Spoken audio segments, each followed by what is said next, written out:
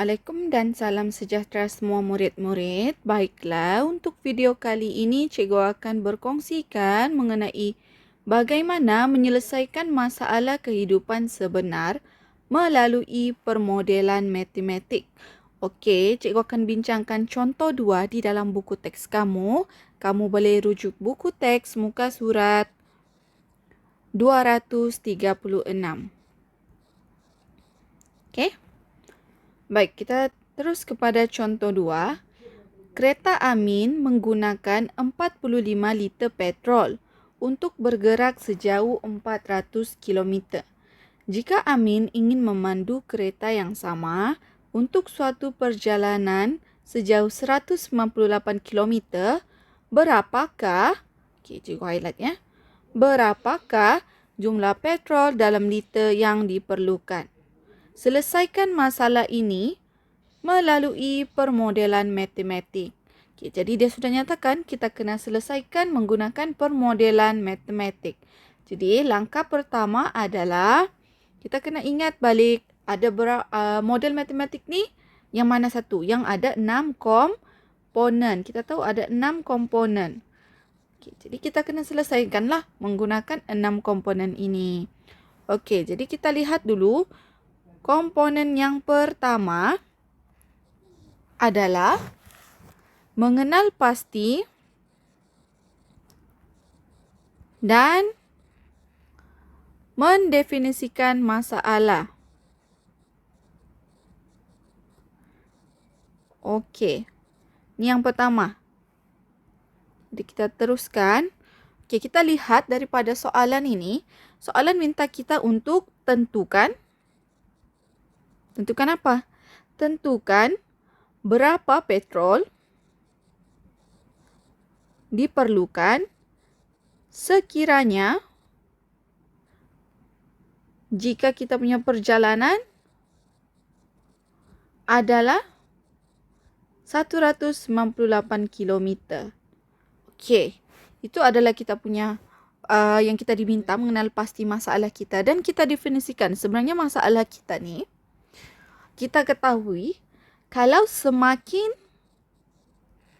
jauh perjalanan, apa yang berlaku kepada jumlah petrol?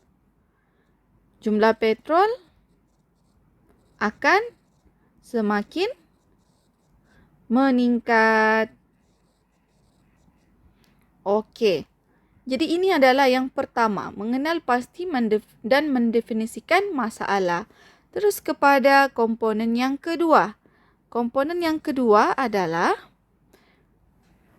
membuat andaian dan mengenal pasti pemboleh ubah. Okey, jadi cikgu tulis dulu. Membuat andaian. Membuat andaian dan kenal pasti pemboleh ubah. Okey. Jadi kita terus kepada yang ni. Okey, apa andaian yang kita boleh buat? Kita andaikan apa? Kita andaikan si Amin ni, Amin memandu dengan kelajuan yang sama untuk kedua perjalanan. Sebab kalau dia memandu lagi cepat, lagi banyaklah petrol kan. Jadi tak boleh macam tu. So, kita kena anggapkan, kita andaikan si Amin ini memandu dengan kelajuan yang sama untuk kedua-dua perjalanan. Lepas tu kita kena keluarkan apa pemboleh ubah kita. Jadi kalau pemboleh ubah, kita pakailah huruf untuk mewakilkan. Okey, contoh sekarang kita wakilkan Y sebagai Y mewakili kita punya jumlah petrol. Dan X mewakili jarak perjalanan. Okey, sudah tu apa kita kena buat? Okey, itu je lah untuk komponen yang kedua. Komponen yang ketiga. Okey, komponen yang ketiga pula. komponen yang ketiga. Okay, cikgu pakai pen biru. Komponen yang ketiga. Komponen ketiga adalah aplikasikan. Mengaplikasikan matematik untuk selesaikan masalah. Okey. Jadi, apa yang terlibat di sini? Okey.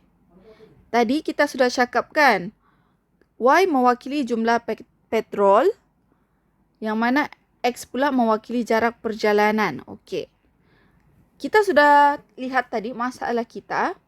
Semakin jauh perjalanan, jumlah petrol akan semakin meningkatkan.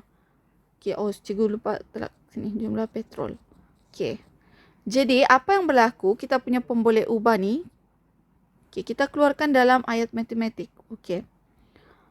Y sama dengan Y berkadar langsung dengan X. Sebab petrol ini akan semakin meningkat sekiranya jarak ini semakin meningkat jauh. Okey, jadi kita sudah belajar.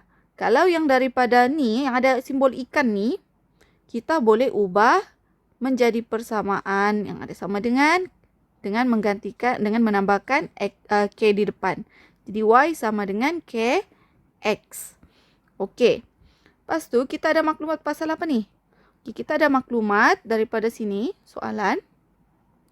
Dia cakap 45 liter petrol untuk perjalanan sejauh 405 km kan. Okey, jadi kalau kita punya petrol sekarang ni kita gunakan 45. Okey, cikgu tulis sini. Oops, sorry. Okey, sekarang kalau petrol kita 45 liter, perjalanan kita adalah sebanyak, X kita adalah sebanyak 405. Okey, tu daripada soalan. Jadi, kita masukkan ke dalam formula yang ini. Ini. Sebab kita mau selesaikan, cari dulu nilai K-nya, dia punya pemalar. Okey, so. Okey, kita selesaikanlah dia. Y sama dengan KX. Okey, ganti masuk. Y kita 45. K kita tidak diketahui. X kita 405. Okey. Lepas tu pindahkan. Ini darab pindah ke sebelah dia. Jadi bahagi 405. Tinggallah di sini. K. Kita boleh permudahkan K ni. Ini tinggal 1. Sini jadi 9. Jadi 1/9. Maksudnya K kita adalah 1/9. Okey, so ganti balik masuk dalam persamaan. Y sama dengan K kita sudah diketahui 1/9 X. Dan gunakanlah persamaan ini untuk kita tentukan masalah kita tadi. Apa tadi? Dia suruh kita tentukan berapa jumlah petrol kalau sekarang ni kita memandu sejauh 198 km. Okey, kita ada maklumat mengenai X kan? Sekarang ini X kita adalah 198. So, ganti masuk. Y sama dengan 1/9. X kita 198. Okey, kita darab-darab. Kita akan dapat 22 liter.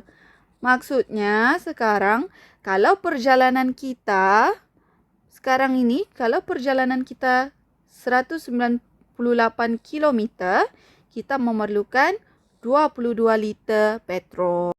Seterusnya adalah komponen yang keempat, menentukan dan mentafsir penyelesaian dalam konteks masalah berkenaan.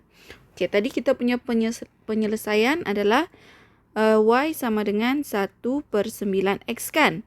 Kemungkinan penyelesaian ini tidak boleh digunakan pakai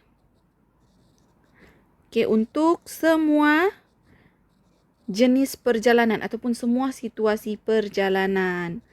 Kenapa? Contohlah, cikgu ambil contoh. Contohlah tadi Amin ni tadi yang dia drive 405 km ni menggunakan 45 petrol. Kalaulah si Amin ni menggunakan jalan perlu banyak traffic light. Yang maksudnya jalan daripada bandar yang menghubungkan bandar dengan pekan contohnya. Jadi, dia akan memerlukan lebih banyak petrol berbanding kalau contohnya yang sekarang perjalanan 198 ni dia melalui jalan lebuh raya. Mestilah lebuh raya tiada traffic light, tak perlu stop-stop apa semua kan. Jadi lebih jimat.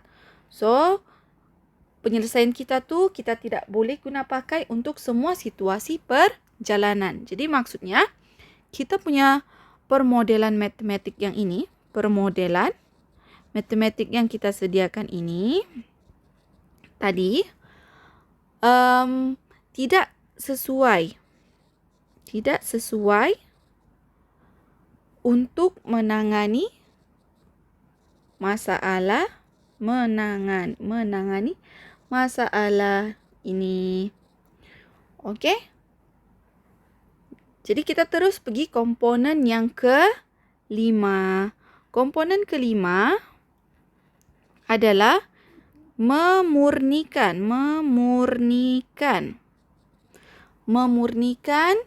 model matematik.